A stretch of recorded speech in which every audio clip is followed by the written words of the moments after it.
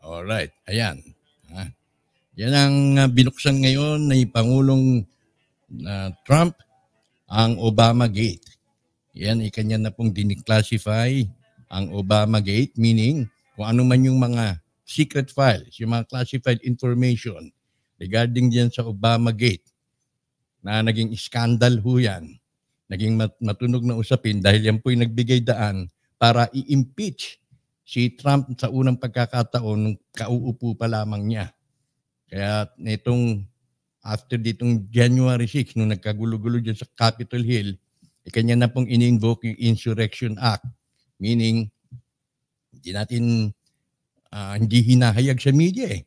Hindi ito nagiging hayag, ano? Kung napapanuno tayo ng MSM, tinatawag na mainstream media, iba ho yung pinoproject, iba yung mga sinasabi doon at as if merong general calmness, the situation is going on as usual or as expected, na ma-inaugurate si Biden, etc., at magkakaroon ng transition according dun sa tradition, according dun sa kung sinong nanalo, dun sa botohan.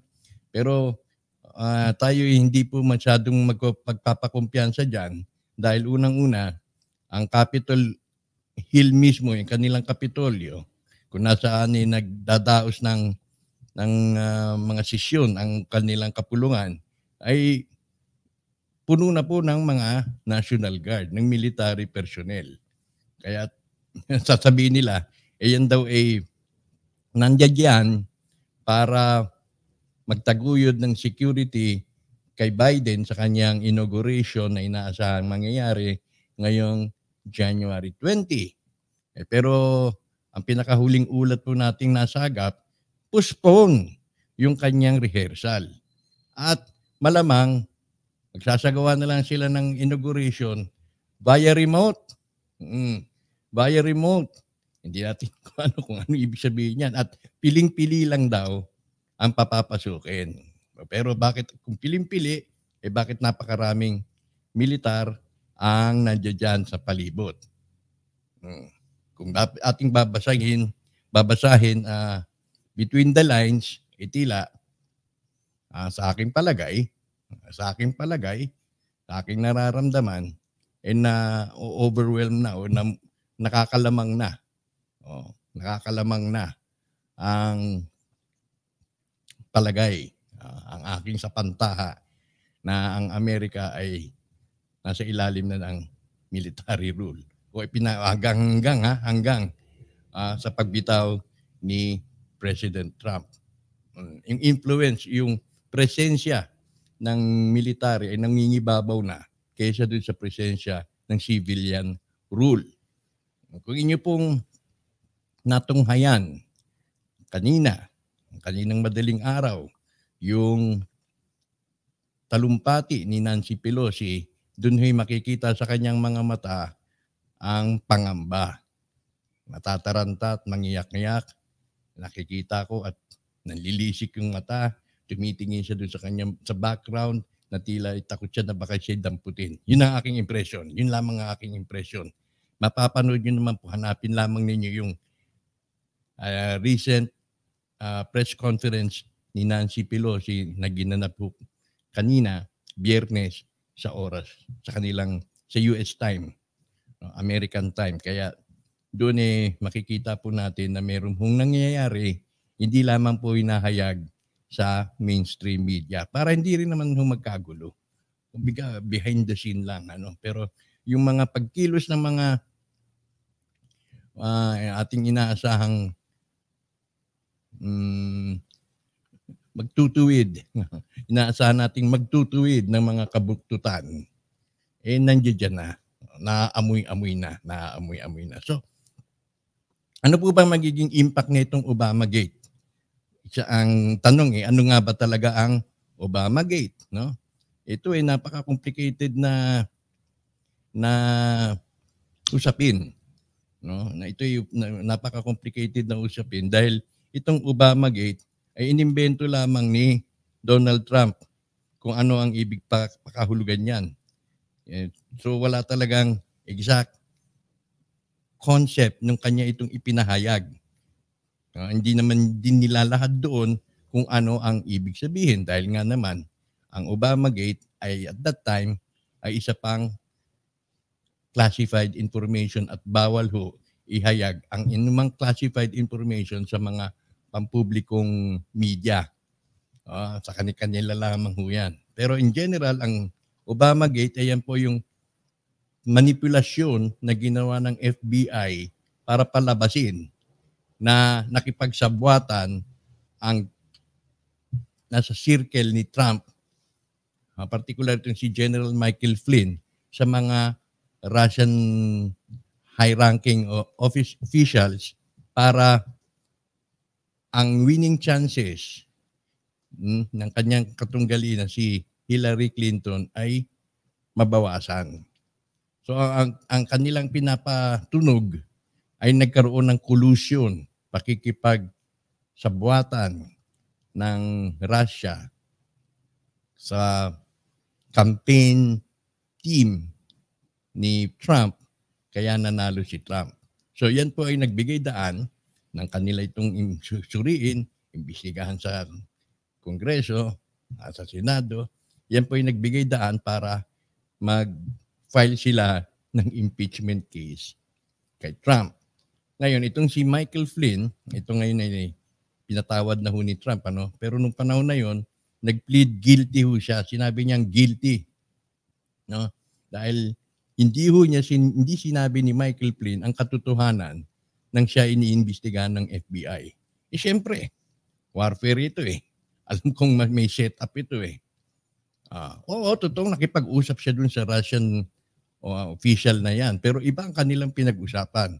Bahagi yun ng transition activity ni General Flynn nung mag-a-assume na si Trump. Pero wala silang pinag-usapan tungkol sa anumang bagay na may kinalaman sa eleksyon.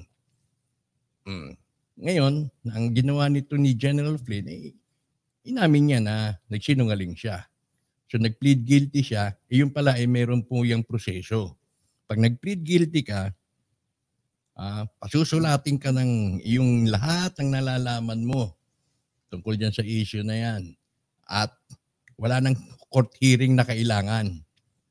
Wala nang court hearing, kundi kapag ikaw ay nagbigay na ng testimonya, nag-confess ka, after na nag-plead guilty ka, lahat ng nalalaman mo, wala nang sasalain doon.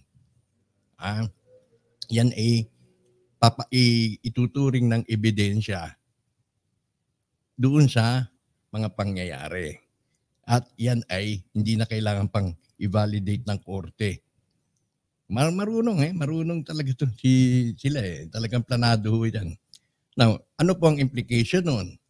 Kapag yan itinanggap na as admissible evidence dahil nga yan confession ng isang nagsabing guilty, wala na masyadong cheche-bureche. Hindi na kailangan pang hatid mo pa sa korte ito, ipabalidate mo yung ebidensya, pabalidate mo yung testimonya ni so and so. Hindi ho isang affidavit yan, kundi yan ay testimony na admissible evidence.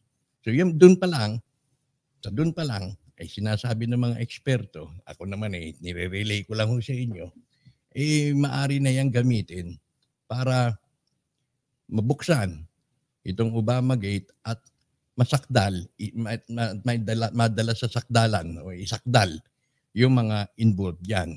So, paano isasakdal kung paralisado ang lahat ng mga kung paralisado ang legislatura, judikatura, at ang hekutibo nandyan nga si Commander-in-Chief nila na si Trump, pero hanggang Enero 20 lang. Ang sinasabi ng mga eksperto, hindi naman ho lahat ng avenues ay sarado. Meaning, nandyan pa ang military tribunal. Ayun ho ang mabigat. Dahil kapag ang proseso sa military tribunal ay iba po doon sa civilian tribunal. Kapag dinampot ng military doon at ihaharap ng sakdal, madali lang ho sila magsentensya.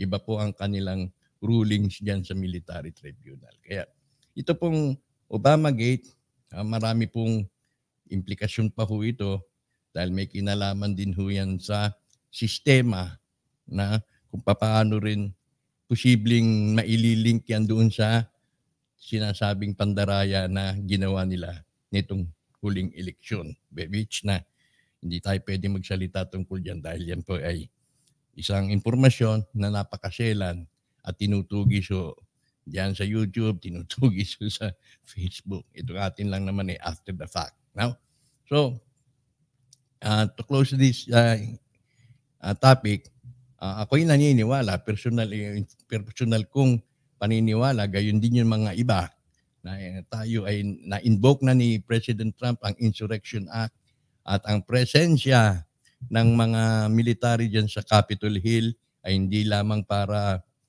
magtaguyod, no? Ang naipinapalabas sa media na nagtataguyod sila ng seguridad. Ikukumpara mo naman sa firepower, sa manpower, sa kakayahan ng mga military kaysa dun sa mga lumusob na Antifa, overkill ito. Overkill ho yan. Ito sapat na sumagupa itong mga to sa mga foreign invasion, kaya pwede na nila itong ipantapat sa mga initial skirmishes kung meron man, mga initial moves.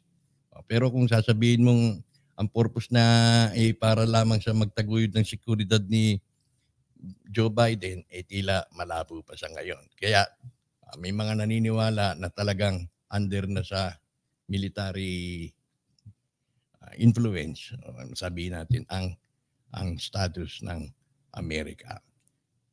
So with that, sa ating paksa ngayong hapon, ating pong babalikan.